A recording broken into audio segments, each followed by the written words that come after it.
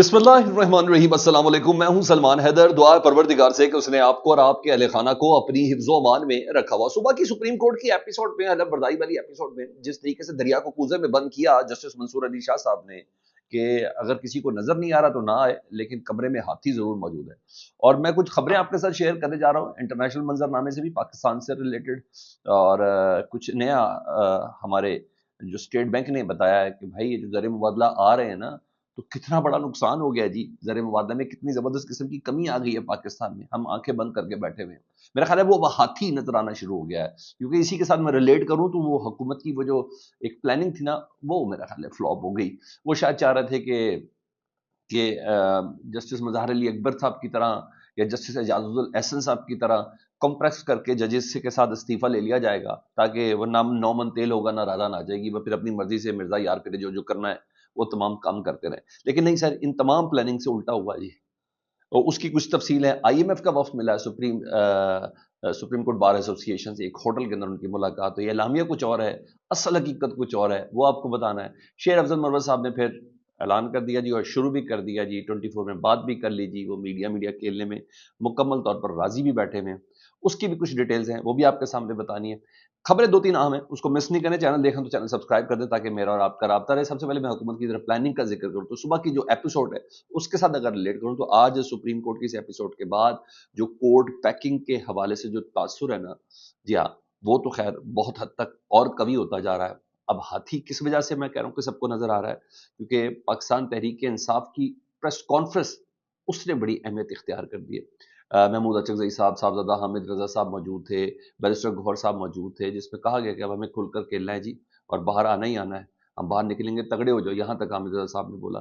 हम दोबारा बाहर आएंगे, और असल हुकूमत कहाँ है, असल असम्बली कहाँ है, ये तमाम चीजें हुई ना। तो अपोजिशन अलायंस का एक वाज़ेह इशारा। लेकिन ये जो अलायंस है इसका ऐलान तो हो सकता है, लेकिन पब्लिकली इसकी जो गैदरिंग है ना, ये मुझे तो रमजान के महीने में नजर नहीं आती। तो जरा 1 मार्च या 2 मार्च को अगर रमजान है तो ये बात अप्रैल के महीने में किसी वक्त नजर आएगी। लेकिन हाँ, इतना जरूर है, रैली या कोई मार्च वगैरह जो है ना, ये थोड़ा बीत होगा। दूसरा, वो जो तमाम कहते हैं कजिए तमाम किए जा रहे हैं। वो कहते हैं गो जरा सी बात पे बरसों के याराने गए, लो चलो अच्छा हुआ कुछ लोग तो पहचाने गए। 30 साल की दोस्ती है जी जस्टिस याहिया अफरीदी और जस्टिस मंसूर अली शाह साहब की। उसको बालाए ताक रखते हुए ना जस्टिस चीफ जस्टिस, सारी बात है, मंसूर अली शाह साहब ने आज छोटी बात तो नहीं की थी ना, कि कौन कह रहा है भाई कि हम पैनिक कर गए हैं, कौन कह रहा है भाई हम काम नहीं कर रहे। जाएं जरा वेबसाइट पे देख लें, आपको पता चल जाएगा। रही बात पैनिक की, तो देखो अभी भी मेरे हाथ कांप रहे हैं। नहीं भाई ऐसा नहीं है, मैं कहीं नहीं जा रहा, मैं इधर ही हूँ। ये आज मंसूर अली शाह साहब के अल्फाज थे ना, और बड़े मुतमईन, हीरो ही वही लग रहे थे। वो जो 6 जज थे जिनका इस्तीफा जिनसे हलफ लिया जा रहा था, वो तो बेचारे बड़े मासूम। बल्कि मैं तो यहां तक कह रहा हूँ, वो अपनी बीवी के पास ही करीब से नहीं उठे।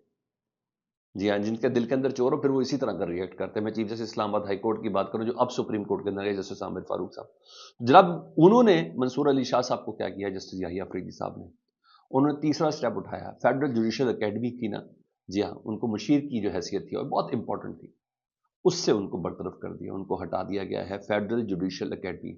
मतलब पहले उनकी जगह दोस्त है ना, पहले उनकी जगह जस्टिस याहिया अफरीदी साहब चीफ जस्टिस बने। चले जो भी मोहरकात बनाए गए, जो कुछ भी था, कुछ अखलाकियात भी तो होती हैं।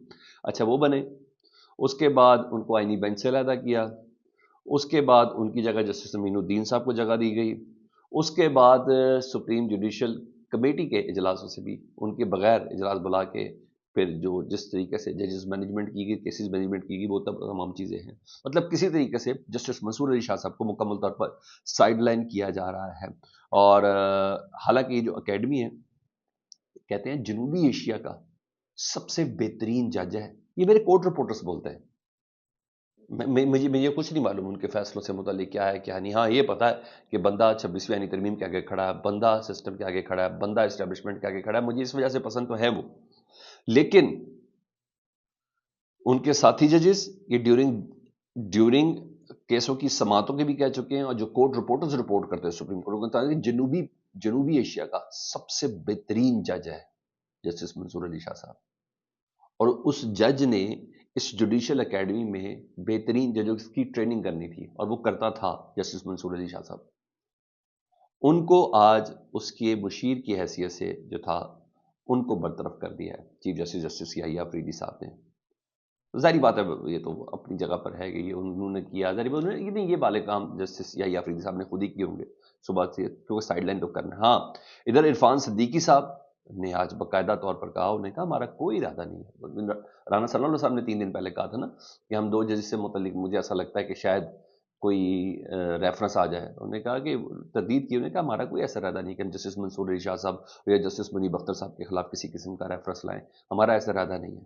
مگر سر اس کے لیے نا حکومت کی ضرورت بھی نہیں ہے، عرفان صدیقی صاحب بہت دور کھڑے ہیں، اس کے لیے اسٹیبلشمنٹ کا ایک منظور نظر وکیل، وہ جو نامعلوم نہیں آتے، وہ جو اچانک سے نائی کی دکان کے اوپر بیٹھے ہوتے ہیں، میں شیو کر رہا تھا، میں نے سامنے ٹی وی دیکھا تو میرا دل ہرٹ ہو گیا، تو میں نے کہا یہ تو بڑی زیادتی ہو گئی ہے۔ جی ہاں، ایک منظور نظر کوئی وکیل ہی کافی ہے۔ میں اس کی مثالیں دے دیتا ہوں نا، اب میاں داؤد صاحب لے لیں، وہ جسٹس یا افریدی صاحب کے سوری جسٹس اعجاز الحسن صاحب کے اوپر جو لڑ گئے تھے، اور وہ لڑے تھے جسٹس مظہر علی اکبر صاحب کو لڑ گئے تھے، اور ایسے ماشاءاللہ ان کے بہت زیادہ کام ہیں۔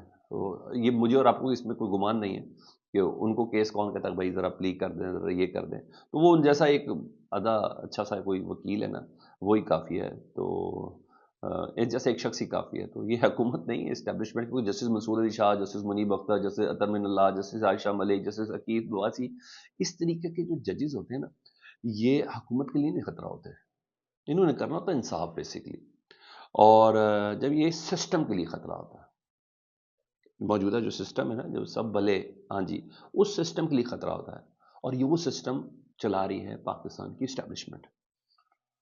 تو جو اسٹیبلشمنٹ ہے نا، اس نے یہ کام ڈالنا ہوتا ہے کہ ریفرنس لانا ہے کہ نہیں لانا ہے۔ نہیں یقین آتا تب قاضی فائز صاحب کے خلاف ریفرنس دیکھ لیں، پتہ چل گیا، سب بات کھلے عام ہو گئی۔ نہیں یقین آتا تو جیسے مظہر علی اکبر صاحب کے خلاف ریفرنس دیکھ لیں، تبھی تو انہوں نے استعفے دیے، جیسے اعجاز الحسن صاحب کے خلاف دیکھ لیں۔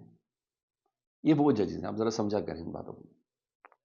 تو کہیں نہ کہیں تیاری ہو رہی ہے، یہ میں آپ کو بتا دوں، ان دونوں ججز کے خلاف ریفرنس کے حوالے سے شاید جسٹس منیب اختر کہیں معافی مل بھی جائے، منصور علی شاہ صاحب کی کسی قسم کی کوئی معافی نہیں ہے، یہ سسٹم چیخ کر بتا رہا ہے۔ اب آؤں ذرا میں ان چیزوں سے متعلق، بھائی سپریم کورٹ بار ایسوسی ایشن سے نا آئی ایم ایف کا وفد ہے، 2 دن پہلے وہ چیف جسٹس صاحب سے ملا تھا، انہوں نے آئی ایم ایف کے وفد نے کہا کہ سپریم کورٹ بار ایسوسی ایشن کے صدر سے کہ ہمیں آپ سے ملاقات کریں، تو ایک ہوٹل میں ان کی ملاقات ہوئی ہے جی، اور عدلیہ میں اصلاحات پر کافی زیادہ سوال اٹھائے گئے ہیں، اعلامیہ کچھ اور ہے، وہ کافی زیادہ سوالات اٹھائے گئے ہیں ججز کی اپوائنٹمنٹ کے حوالے سے، ان تمام چیزوں پر بات ہوئی ہے۔ ہاں سپریم کورٹ بار کا جو اعلامیہ جاری ہوا ہے اس کے مطابق آئی ایم ایف سے کرپشن کے خاتمے پر بات ہوئی۔ بھائی یہ سپریم کورٹ بار ایسوسی ایشن نے کرپشن ختم کر دی ہے؟ کس کو چریا بنانے کی کوشش کر رہے ہیں یار آپ لوگ؟ انہوں نے کہا جی سپریم کورٹ بار ایسوسی ایشن وکیلوں نے کرپشن ختم کرنی ہے، انہوں نے کہا آئی ایم ایف سے کرپشن کے خاتمے، بیرونی سرمایہ کاری کے لیے سازگار ماحول پر بات ہوئی ہے۔ یار for God's sake, I M F وکیلوں سے سرمایہ کاری کے لیے، یہ تو اس کے لیے آرمی چیف کافی ہیں، اس کے لیے وزیر اعظم کافی ہیں، اس کے لیے وزارت ڈیفنس منسٹری کافی ہے، اس کے لیے انٹیریئر منسٹری کافی ہے، اس کے لیے وزارت خزانہ کافی ہے۔ اور نہیں سر، نہ کریں ایسے۔ اچھا اور سنیں اعلامیہ کا، انہوں نے کہا، مزید بتایا، انہوں نے کہا عدلیہ میں زیر التوا مقدمات کی نشاندہی کی۔ انہوں نے کہا سپریم کورٹ بار نے، ہم نے آئی ایم ایف کے وفد کے ساتھ عدلیہ میں زیر التوا مقدمات کی نشاندہی کی، اور آئی ایم ایف وفد کو ججز کی کم تعداد اور ثالثی نظام کی اہمیت سے بھی آگاہ کیا۔ آئی ایم ایف وفد کے ساتھ قانونی اصلاحات اور گڈ گورننس پر بھی تبادلہ خیال ہوا۔ صدر سپریم کورٹ بار نے عدلیہ میں احتساب کے نظام کی تفصیلات سے بھی آگاہ کیا۔ جناب میں کہہ رہا ہوں ہاتھی نظر آنا شروع ہو گیا ہے، تبھی تو یہ وہ بونگیاں ماری جا رہی ہیں اعلامیوں کے اندر، ایسی بات نہیں ہے۔ ٹھیک ہے جی، میں کوئی بم سے امید نہیں دے رہا، لیکن میں ایک بات بتاؤں، یہ ایسے تھوڑی آئے ہیں،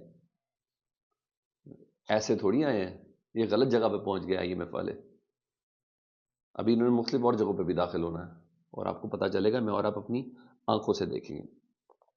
ادھر ڈاکٹر یاسمین راشد صاحبہ نے ایک بات کی، میں نے کہا جیل میں ہے تو ان کی بات میں کرنا بہت زیادہ ضروری ہے۔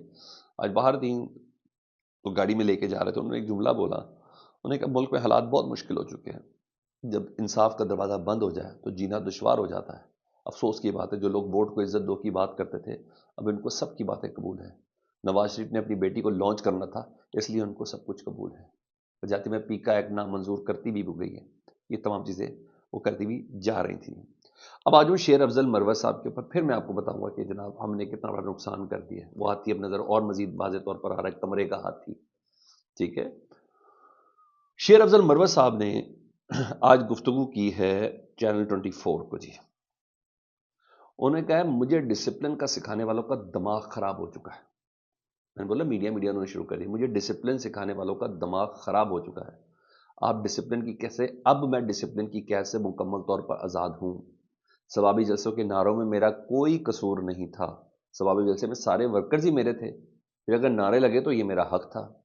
بانی پی ٹی اے کو ہر بات ٹھیک نہیں بتائی جاتی، غلط کان بھرے جاتے ہیں، یہ وزارتیں یہ اسٹینڈنگ کمیٹیاں لینے یا کسی کو بنانے یا گرانے کے لیے بانی پی ٹی اے کے پاس جاتے ہیں۔ تو شیر افضل مروت صاحب نے یہ بھی کہا کہ میں شاید کچھ دنوں میں دبئی بھی چلا جاؤں اور میں تھوڑا ریسٹ کر لوں اور یہ کر لوں وہ کروں، لیکن وہ اگلے 2 سے 3 دن نا وہ میڈیا پہ بھرپور طور پر اپنے رونمائی کرنے کے اس پہ آ چکے ہیں۔ وہ جاتے جاتے ساتھ پھر بھی اپنا نقصان ہی کہتے ہیں میرا لیڈر عمران خان ہی ہے، میں نے کہیں اور جانا نہیں ہے، میں عمران خان کے بغیر کچھ بھی نہیں ہے، میرا عمران خان حکم کرے تو میں ملک سے باہر چلا جاؤں، عمران خان حکم کرے تو میں یہ کر دوں گا۔ بھائی عمران خان نے کہا ذرا منہ بند کر لو یار، تو تم منہ ہی نہیں بند کر پا رہے تو کیا کرنا ہے؟ ٹھیک ہے، تو منہ ہی نہیں بند کر پا رہے، تھوڑی دیر منہ ہی بند کر لو یار ذرا۔ اچھی خاصی مشکلات چل رہی ہیں آپ کی پارٹی کے اندر، آپ ہی باز نہیں آ رہے۔ اب آؤ جی ڈان نیوز کے مطابق، جی ہاں ڈان نیوز کی خبر کے مطابق 1 ماہ سے بھی کم عرصے میں پاکستان میں 1 ماہ سے بھی کم عرصے میں اسٹیٹ بینک آف پاکستان کی غیر ملکی سرمایہ مبادلہ کے ذخائر میں $559 ملین کی کمی ہو گئی ہے۔ اسٹیٹ بینک کے غیر ملکی زر مبادلہ کے ذخائر میں، یہ تو کہہ رہے ہیں ریمیٹنس تاریخ کی بہترین سطح پر ہو گئی ہے، وہ جو لوگ ہیں مزید پیسہ پاکستان سے اندر ملک کے اندر بھیج رہے ہیں، تو یہ کیا ہے؟ وہ کہتے ہیں 1 ماہ سے بھی کم عرصے میں اسٹیٹ بینک آف پاکستان کے غیر ملکی زر مبادلہ کے ذخائر میں $559 ملین کی کمی ہو گئی ہے۔ انٹر بینک کرنسی مارکیٹ سے بھاری خریداری کے باوجود اسٹیٹ بینک کو بیرونی قرضے کی ادائیگی کے عمل میں بڑھتے دباؤ کا سامنا ہے، ڈان نے یہ رپورٹ جاری کی ہے۔ وہ کوئی اور نہیں تو یہ والا آتی دیکھ لو یار، یہ والا آتی دیکھ لو، نہیں تو دیکھو دشمن کے تیر کس طرف جا رہے ہیں، نہیں تو نریندر مودی دیکھ لیں وہ کدھر ہے اس ٹائم۔ اپنا بہت زیادہ خیال رکھیں، اللہم صلی علی محمد و آل محمد۔